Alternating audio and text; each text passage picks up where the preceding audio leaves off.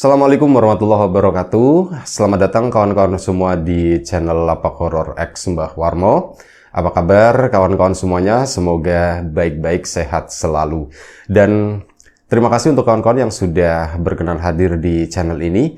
Dan tentu saja seperti cerita-cerita sebelumnya, nanti yang akan membawakan cerita itu adalah Mbah Warmo. Jadi langsung aja, monggo untuk beliau ini waktu dan tempat dipersilahkan. Monggo Mbah Warmo silahkan bercerita. Di cerita-cerita sebelumnya kan gue banyak banget gitu ya, secara satu cerita. Tapi lokasinya tuh kayak di kampung, di kebun, kayak gitu. Nah, kali ini gue coba nge-share satu cerita yang dialami salah satu temen gue, salah satu tim gue waktu itu. Namanya Benny. Nah, suatu hari gitu ya. Jadi ceritanya, kejadiannya tuh sekitar tahun 2015-an. Ceritanya waktu itu gue kerja dan gue tuh punya tim di bawah gue gitu ya. Ada belasan orang gitu ya, semuanya manajer kayak gitu dan Denny salah satunya. Nah, suatu hari dia tuh tiba-tiba nggak masuk kantor gitu ya. Dan dia nggak masuknya lumayan lama. Waktu itu tuh sekitar 3 harian kalau nggak salah. Hari Rabu, Kamis, Jumat gitu. Dia tuh nggak masuk dan tanpa info sama sekali gitu, tanpa izin sama sekali. Ya waktu itu gue bingung kan, gue coba nelfonin dia. Hari Rabunya dia nggak masuk. Ada kerjaan yang belum dia store, ada kerjaan yang belum, ada kerjaan yang pending gitu intinya. Akhirnya gue teleponin dia dan nomornya nggak aktif. Udah, gue tunggu sampai besoknya, hari Kamis pun gue teleponin, masih sama aja, bertanya-tanya kan, ini anak kemana gitu, kok nggak ada kabar sama sekali, tiba-tiba ngilang kayak gitu kan. Gue udah sempet kesel sebenarnya di situ, cuman pas hari Jumatnya, Jumat pagi gitu, tiba-tiba dia nelfon, Mas, sorry banget, gue kemarin nggak bisa masuk karena gue sakit gitu. Nah, disitu gue mulai tanya-tanya, lu sakit apaan gitu, sakit parah. Kenapa kayak ngabarin, kemarin juga gue telepon nggak diangkat-angkat gitu. Terus ya dia bilang, nanti deh mas, gue jelasin, hari ini gue belum free banget, tapi insya Allah besok gue coba datang ke tempat lu deh, ke kosan lu deh gitu. Ya udah, akhirnya yang penting pertama sih gue udah dapat kabar ya kalau dia itu, ya maksudnya dia ngasih info paling enggak dia sakit gitu kan, dan kondisi dia udah membaik gitu, dan dia mau jelasin gitu masalahnya itu sebenarnya apa. Dan di situ gue sebenarnya penasaran banget, ini anak kenapa sih tumben-tumbennya gitu, baru pertama kali gue kerja sama dia itu waktu itu udah sekitar 1,5 tahun. Itu dia nggak pernah yang aneh-aneh kayak gitu ya, cuman entah kenapa hari itu ya kayak gitu, tiba-tiba ngilang kayak gitu. Akhirnya singkat cerita, hari Sabtu sekitar jam 1 siang atau jam 2 siang, pokoknya habis zuhur aja, lagi panas-panas gitu lah. Pintu gue tuh, pintu kosan gue ada yang ngetok. Waktu itu gue masih tinggal di daerah Kuningan, di daerah Setiabudi situ, gue ngekos di situ. Nah, dia datang gitu kan, assalamualaikum gitu. Buka, waalaikumsalam. Gue udah tahu sih, wah ini pasti si Benny nih datang nih. Dan waktu itu dia datang sama temennya, dia naik motor dan dia itu dibonceng. Terus udah langsung masuk. Kenalan juga sama temennya gitu kan. Udah duduk gitu. Kenapa lu mau minum dia salah basa-basi gitu. Terus intinya gue penasaran apa sebenarnya yang terjadi sama Benny. Jadi dia itu cerita. Pertama gitu ya, sebelum dia cerita, dia itu membuka jaket gitu kan. Dia buka jaket pas masuk kamar bisa dia pakai gitu, mungkin karena berat. Dia pun buka lepas itu kan, dan gue kaget. Jadi di tangan dia itu kan dua kanan kiri gitu, dua tangannya di pergelangan tangannya itu ada kayak bekas genggaman tangan gitu ya. ada bekasnya, dan bekasnya warnanya itu udah mulai menghitam kayak gitu. Di situ gue langsung nanya, lu tangan lu kenapa, Ben? Nah, Itu dia Mas, dia jawab gitu. Nah itu dia Mas, ini yang pengen gue cerita. Kejadian beberapa hari lalu yang menimpa gue, yang bikin gue nggak masuk, yang bikin gue sakit, dan ya sampai gue nggak bisa ngasih izin ya. Akhirnya dia pun mulai cerita. Jadi malam Rabu, dia masuk mulai aja. Malam Rabunya dia tuh habis ke rumah temen dia. Rumahnya tuh rumah saya gitu ya. Nah, waktu itu dia pulang sekitar jam 11-an dia baru pulang.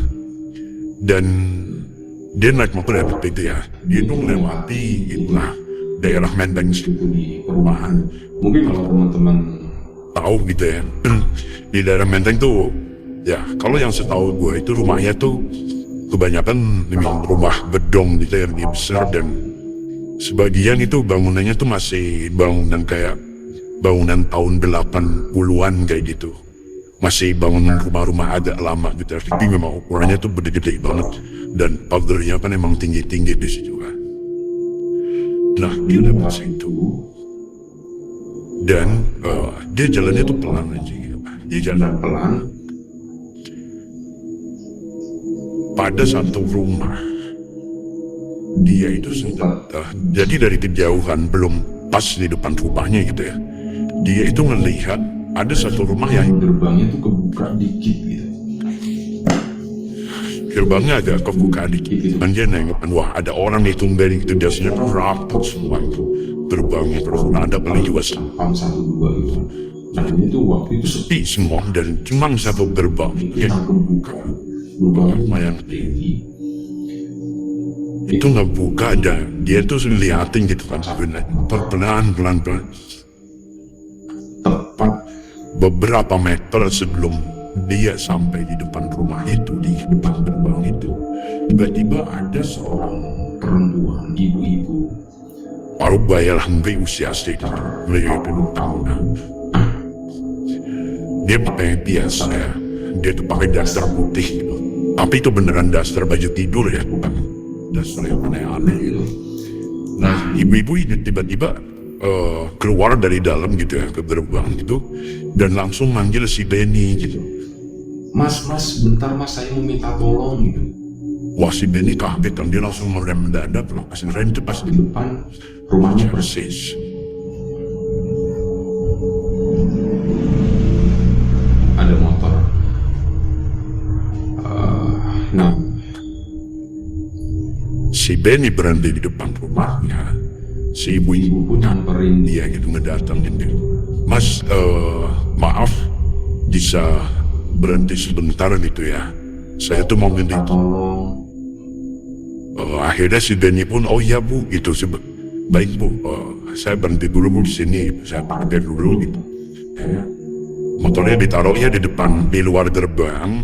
Si Benny-nya turun dan dia masuk ke gerbang situ, ngikutin si ibu-ibu tadi. Makanya pas si Benny ngikutin itu, baunya itu udah bau aneh ya. Baunya tuh bau wangi, tapi masalahnya adalah Benny sendiri nggak bisa ngejelasin itu tuh wangi apa. Tapi udahlah, dia mikirnya mungkin itu parfum dia kali, parfum si ibu itu.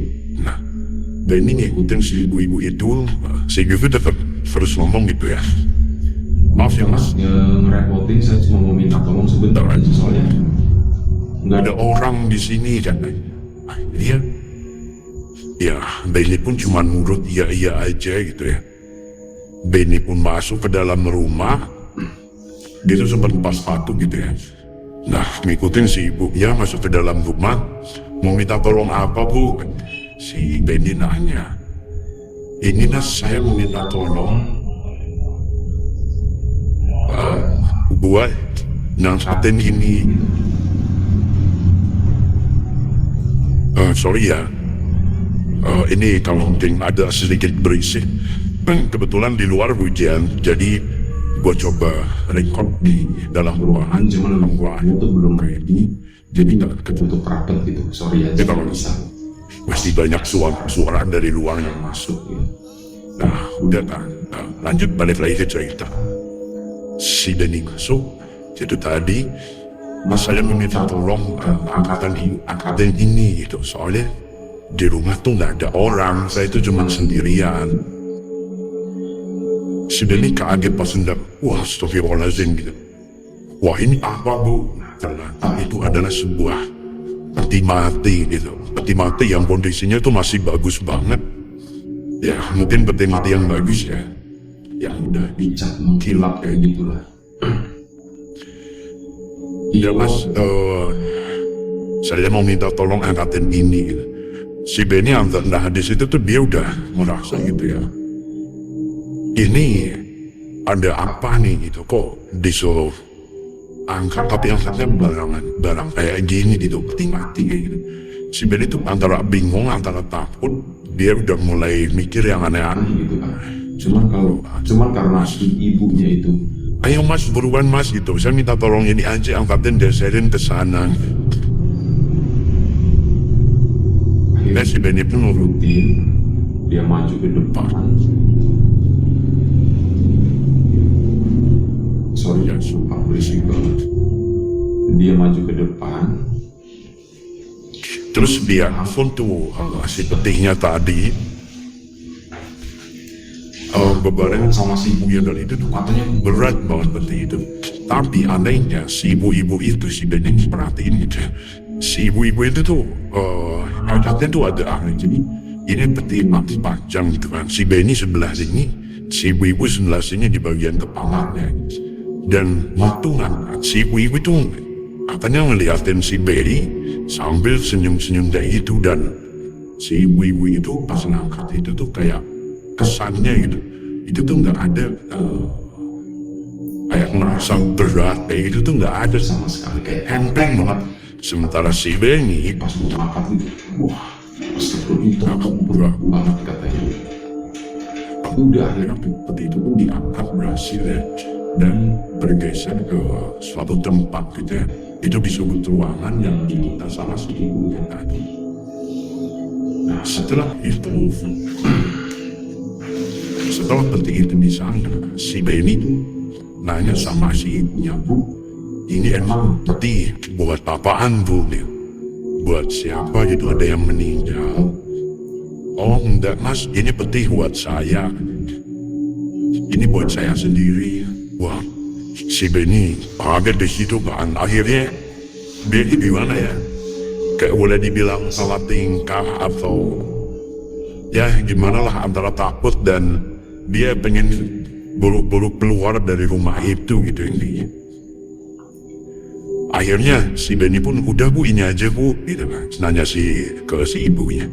Oh iya mas itu aja nih, tapi maksudnya sebelum pulang barangkali mau lihat dulu isi petinya itu seperti apa gitu. Wah si Benny, oh enggak bu makasih bu. Dia kan udah takut gitu kan. Oh enggak bu, makasih. Oh, saya langsung pulang aja. Nah si ibunya tuh memaksa. Udah mas, enggak apa-apa mas ini. Ya dilihat aja di dalamnya gitu, cuma lihat aja kan nggak apa-apa. Jadi kayak merayu tapi merayunya tuh agak aneh gitu, termaksa gitu. Sebenarnya hal yang nggak penting banget gitu kan. Seolah-olah kayak sengaja gitu si ibu-ibu itu pengen memperlihatkan di dalam peti mati itu isinya apa. Akhirnya ya karena nggak enak ya si Benny, dia pun nurut gitu. Ya udah deh bu, Nggak apa-apa, saya mau lihat itu sebentar aja deh. Akhirnya ya udah mas, ayo mas lihat pintu apa namanya tutupnya gitu. Nah akhirnya mereka berdua pun ngangkat gitu ya. Kayak gitu. Itu tutup petinya dari dilempar sama dia itu sama si Benny itu. Astagfirullahaladzim. Duh ini kan ibu katanya. Jadi di dalam peti mati itu si Benny itu melihat sosok ibu yang berdiri di depan dia. Itu ada dua gitu. Yang satu terbujur kaku di dalam peti mati, dan yang satunya berdiri dan dia itu ketawa-tawa kayak puas kayak gitu, cekikikan gitu itu di depan si Benny. Akhirnya si Benny ngeliat kayak gitu, dia tuh udah hampir pingsan katanya. Dan untungnya, alhamdulillahnya, Si Benny pun akhirnya lari bisa kabur keluar sah. Dan dia kabur keluar itu ditinggalin sepatu dia. Dia langsung ke motor, dia langsung cabut dari rumah itu. Nah, dan itu dia. Jadi gini, sebelum, sorry gue ada satu hal yang lupa. Penyebab ada bekas luka itu. Jadi sebelum si Benny mau kabur, sebelum si Benny kabur dari rumah itu, si ibu itu sempat, dia tuh yang berdirinya tadinya lumayan jauh ya di sisi ujung pantai sana. Dia tuh kayak gerak cepet banget sesuatu gitu di depannya si Benny dan dia takutnya si Benny itu, si ibu itu tuh megangin tangan si Benny. Benny kan apa ya kayak dia nggak bilang apa-apa ya, dia cuma ketawa-tawa aja dan seolah-olah gitu si ibu itu bilang, kamu jangan pergi gitu, kamu mau kemana, kamu jangan pergi gitu. Dia sambil dipegangin tangannya si Benny itu. Dan si Benny itu ngerasa pas dipegang gitu itu ngerasa sakit, panas kayak gitu kan. Tapi diginiin kan, sambil nggak tahu lah baca doa apa katanya si Benny itu. Akhirnya itu tadi berhasil dia kabur gitu kan. Dia tinggalin sepatu langsung ke motor dan dia langsung pulang ke rumah. Pas sampai di rumah malam harinya tiba-tiba dia demam. Dan pas demam itu dia itu kayak nggak bisa tidur kayak gitu malamnya. Malam harinya dia nggak bisa tidur, dia itu kayak mimpi didatengin sama si sosok ibu-ibu tadi. Terus itu sampai panik gitu kan. Akhirnya pas paginya itu tadi malamnya nggak bisa tidur. Seharian dia itu pakai buat tidur gitu. Tapi itu tadi tidurnya tuh nggak pernah enak. Dia tuh kayak merasa ketakutan. Dia tuh kayak shock berat, dia kayak histeris gitu kan. Sampai akhirnya salah satu teman kosannya itu ngeh gitu ya, si Benny kenapa sih? Nah disamperin ke kamar dia. Akhirnya si teman kosan dia itu teman yang nganterin si Benny ke tempat gue ya. Nah, dia itu nemenin si Benny, dia nyampe izin kantor juga ya. Gara-gara melihat kondisinya si Benny itu kayak gitu, parah banget. Akhirnya dibawalah ke dokter gitu ya. Kalau kata dokter itu katanya si kena virus kayak gitu, infeksi kayak gitulah. Demam, dikasih obat tetap diminum kayak penurun panas kayak gitu. Dan memang akhirnya alhamdulillah itu agak mending. Panasnya udah mulai turun, cuman yang jadi masalah itu adalah pas dia tidur itu pasti sosok ibu yang itu datang gitu dalam mimpi dia. Dia tuh merasa kayak diikuti terus. Dan hari itu, siang itu sekalian si Denny itu minta tolong gitu ya. Dia tuh cerita yang tadi diceritain sama dia kejadian itu, dan sekalian dia minta tolong sama gue juga. Terus sekalian gue mau minta tolong kali aja karena ada orang pintar kayak gitu. Wah, di situ gue langsung mikir gitu kan, orang pintar gitu ya. Gue mikir cukup lama di situ, ada sekitar mungkin 5 menit gitu. Gue pikir, gue bolak-balik, dan alhamdulillahnya gitu, ternyata setelah gue inget-inget gitu ya, itu gue ada kenalan ya seseorang gitu ya, beliau yang memang kayak gitu ya, orang pinter. Dan beliau itu memang satu daerah sama gue asalnya gitu ya. Dan waktu itu beliau tinggal di daerah Kebayoran. Ya udah, akhirnya sore itu gue coba gue kenal sama si bapak orang pintar ini dari teman gue juga. Nah akhirnya gue kontak temen gue, si bapak ini masih di sini enggak? Oh masih gitu. Gue mau kesana dong, minta nomor teleponnya. Gue telepon, oh ada ternyata. Akhirnya siang itu juga. Jam berapa ya? Jam 3 lah, jam 3 terus setengah. Gue langsung anterin si Benny sama temennya ke si bapak itu, bapak orang pintar tadi ya. Kita langsung meluncur ke daerah Kebayoran sana. Bayaran balik langsung sana, dan alhamdulillahnya ketemu. Akhirnya langsung dikerjain sama si bapaknya. kayak dibaca doa. Ya detailnya gue nggak bisa share lah. Intinya memang Kayaknya sosok Adi ya, sosok perempuan itu tadi itu sosok ya Yesus aja ngikutin si Benny, tapi katanya udah dipalgerin si Benny-nya dan insya Allah semuanya akan baik-baik aja.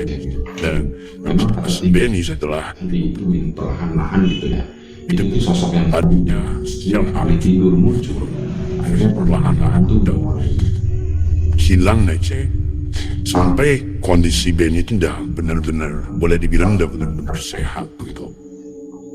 So dia itu coba explore lagi karena penasaran gitu dengan rumah yang pernah dia datangi malam itu. Dia lewat ya, datang lagi ke situ dan menuju ke rumah tadi. Dan waktu Benny ke sana, itu yang dia lihat cuman gerbang aja ketutup gitu. Rumahnya masih ada dan rumah itu tuh sepi banget. Gerbangnya ketutup. Dan dia di depan siangnya dia waktu itu kesana siang, nggak jauh dari tempat situ itu ada orang jualan apa ya, kalau di Jakarta tuh biasa disebutnya Starling gitu.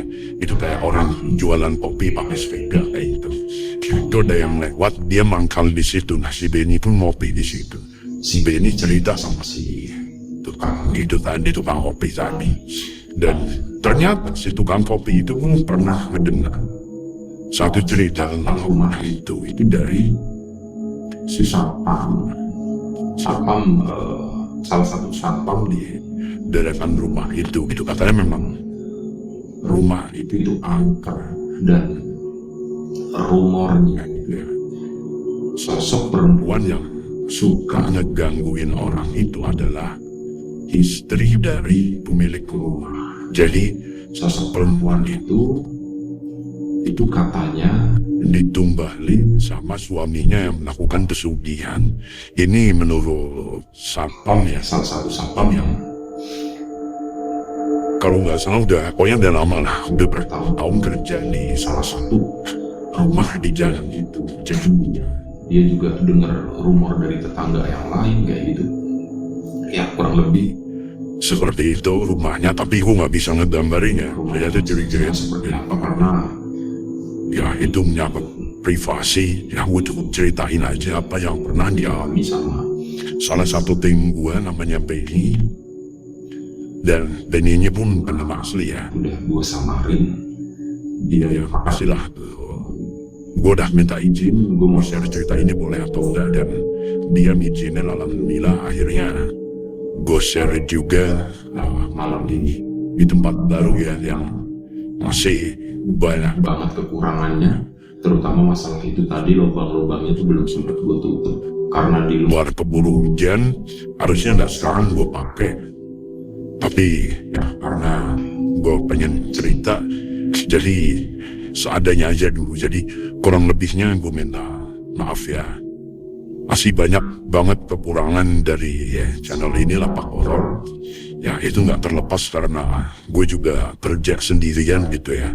Nggak ada tim sama sekali, apa-apa coba sendirian. Jadi harap maklum aja sih. Dan untuk kawan-kawan misal gue agak lama balas komen, ya gue mohon maaf gitu karena alhamdulillah itu belakangan tuh komen makin masuk tuh makin banyak. Jadi memang butuh waktu yang ekstra gitu ya untuk ngebalesin satu-satu komen-komen dari kawan-kawan semuanya. Gue ucapin banyak-banyak terima kasih buat kawan-kawan yang udah nonton, udah dengerin cerita ini. Sekali lagi gue mohon maaf kalau misalnya ada salah-salah kata yang gue sengaja atau nggak sengaja, dan mohon maaf juga kalau misal ceritanya belibet, nggak jelas, atau kualitas audionya juga jelek gitu, karena memang semuanya itu serba seadanya. Ya, sekali lagi terima kasih banyak. Jaga kesehatan kawan-kawan semuanya. Assalamualaikum warahmatullahi wabarakatuh.